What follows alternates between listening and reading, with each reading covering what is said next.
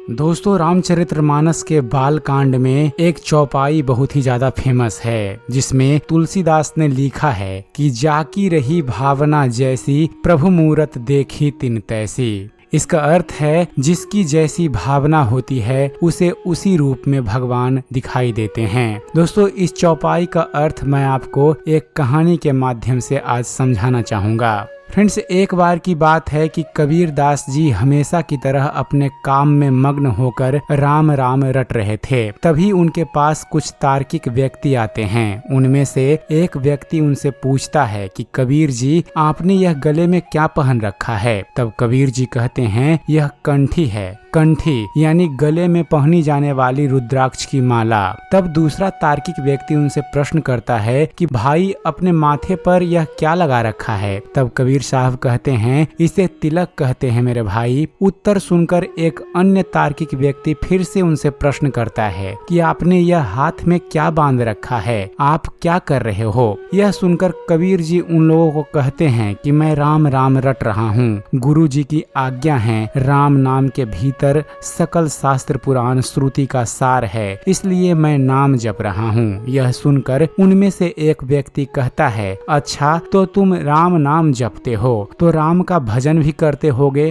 तब कबीर साहब बोले, हाँ, मैं श्री राम का भजन भी करता हूँ। तब ये तार्किक व्यक्ति बोले कि तो फिर कौन से राम का भजन करते हो? तब कबीर साहब ने पूछा, कौन से राम? क्या राम भी बहुत सारे होते हैं भाई? तो उनमें से एक व्यक्ति ने कहा, लो, इन्हें तो यह भी पता नहीं कि कौन से राम का भजन करते हैं, और लग गए भजन करने। जिसे यही नहीं पता कि राम कितने तरीके के होते हैं तो भजन का क्या फल मिलेगा। अब यह कहकर वे तार्किक व्यक्ति वहाँ से चलते समय कबीर जी को एक दोहा भी सुना गए। दोहा था, एक राम दशरथ का बेटा, एक राम घट घट में लेटा, एक राम का सकल पसारा, एक राम सभी से न्यारा, इनमें कौन सा राम तुम्हारा? जब वह तीनों व्यक्ति चले गए तब कबीर सोचने लगे कि मुझे तो यह पता ही नहीं कि राम भी बहुत हैं। मैं तो केवल यही जानता हूँ कि श्री राम एक ही हैं। ये अच्छा संशय डाल गए हुए लोग पूछते हैं, कौन से राम का भजन करते हो? यह सब जब वह सोच रहे थे तो तभी उन्हें अपने गुरु जी की कही बात याद आती है कि गुरु जी ने कहा था, कोई संशय हो तो उसका निवारण कर लेना।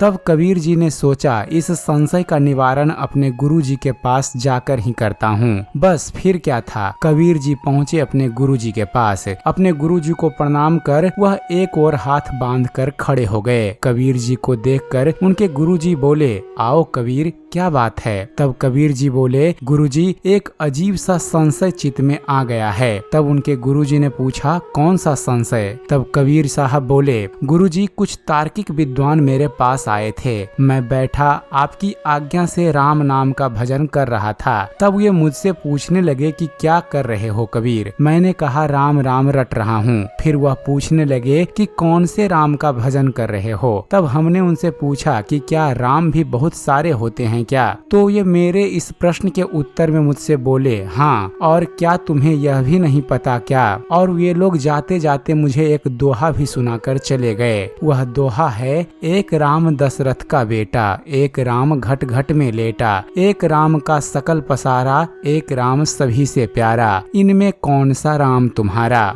यह सुनकर गुरुजी बहुत खुश हुए और बड़े जोर से हंसने लगे। हंसते हुए कबीर साहब के गुरुजी कबीर से कहने लगे, बेटा, ऐसी बात करने वाले एक दिन नहीं तुम्हारे जीवन में जीवन भर आएंगे, पर तुम्हें सजग रहना होगा। देखो, यह सृष्टि विविधमयी है। जिसकी आंख पर जैसा चश्मा चढ़ा होता है उसको भगवान का वैसा ही रूप दिखाई देता है। कोई परमात्मा को ब्रह्म कहता है, कोई परमात्मा कहता है, कोई ईश्वर कहता है, कोई भगवान कहता है, तो कोई अल्लाह कहता है। लेकिन अलग अलग नाम लेने से परमात्मा अलग अलग नहीं हो जाते। इसलिए जो राम दशरथ जी के बेटे हैं वही राम घट घट में भी लेटे हैं। उसी राम का सकल पसारा है और वही राम सबसे न्यारे भी हैं। लेकिन एक बात है इस दोहे में, इस दोहे में एक राम चारों पंक्ति में ही एक ही हैं। तो बेटा, इस दोहे का अर्थ क्या है? तो कबीर साहब जी बोले, वही राम दशरथ का बेटा, वही राम घट घट में लेटा,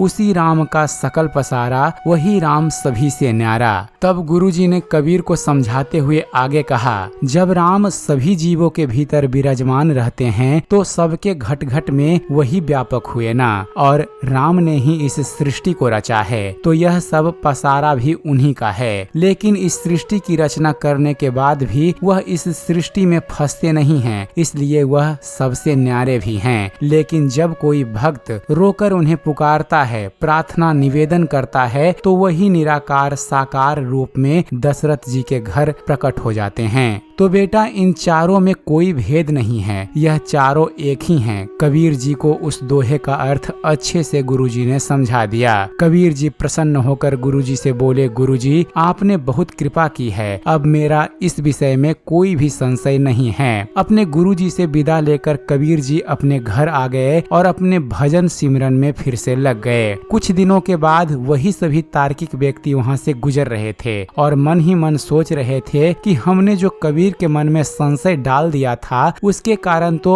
अब तक कबीर की कंठी माला सब छूट गई होगी। चलो उनके घर चलकर देखते हैं। कबीर जी के घर पहुंचकर उन्होंने देखा कि कबीर जी तो पहले की ही भांति बैठे राम नाम रट रहे हैं। यह देखकर उनमें से एक व्यक्ति ने पूछा, क्यों कबीर जी, आपको पता चल गया कि आप कौन से राम का भजन करते हैं? अब कबीर जी तो अपने गुरु के ही चेला थे। उन्होंने कहा, मैं आपके सब प्रश्नों का उत्तर दूंगा, पर इससे पहले आपको मेरे एक प्रश्न का उत्तर देना होगा। सभी ने बोला, पूछिए। कबीर जी ने बोला, मेरा भी एक दोहा है, आप सबको उसका उत्तर बताना होगा। बताओ कौन सा दोहा है? तब कबीर साहब कहते हैं, एक बाप तेरी दादी का छोरा, एक बाप तेरी बुआ का भाई, एक बाप पति तेरी माँ का, एक बाप तेरी नानी का जमाई, तो बताओ कितने बाप तेरे भाई? दोहा सुनते ही वे सभी व्यक्ति वहाँ से भागे। तो कबीर जी ने उनसे कहा कि बताते तो जाते कि आपके कितने बाप हैं, एक बाप या 4 बाप कि 6 बाप हैं? वे सभी बोले, हद हो गई कबीर, यह कोई पूछने की बात है? अरे एक ही बाप है, वही बाप मेरी दादी का छोरा, वही बाप मेरी बुआ का भाई, वही बाप मेरी माँ का पति, वही बाप मेरी नानी का जमाई। तो कबीर जी ने कहा, अब आप सब भी सुनते जाओ उत्तर। राम एक ही हैं, वही राम दशरथ का बेटा, वही राम घट घट में लेटा, वही राम का सकल पसारा, वही राम सभी से न्यारा।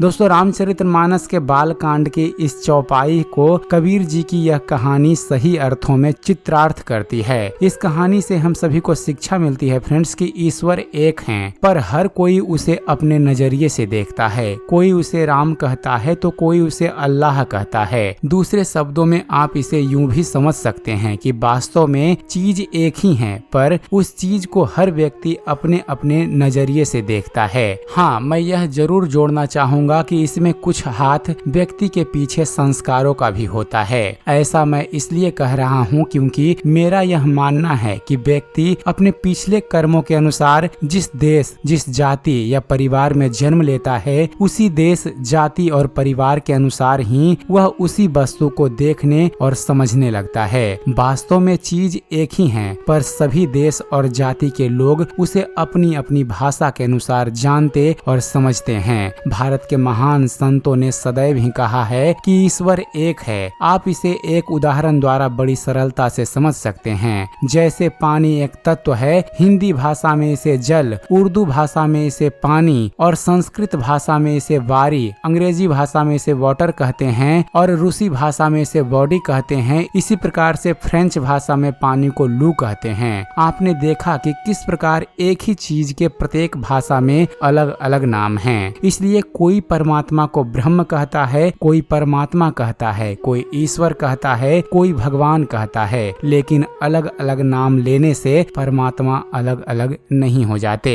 तो एक बार प्रेम से बोलिए, जय श्री कृष्ण, जय श्री राधे। दोस्तों, आपको यह कहानी कैसी लगी? आप अपने विचार हमें कमेंट्स कर जरूर बताइएगा और ऐसे ही ज्ञानवर्धक वीडियो देखते रहने के लिए आप हमारे इस चैनल ज्ञान मंथन को सब्सक्राइब जरूर कीजिएगा। आप हमारे इस चैनल को सब्सक्राइब कीजिए और देखते रहिए, जानते रहिए। धन्यवाद। जय हिंद।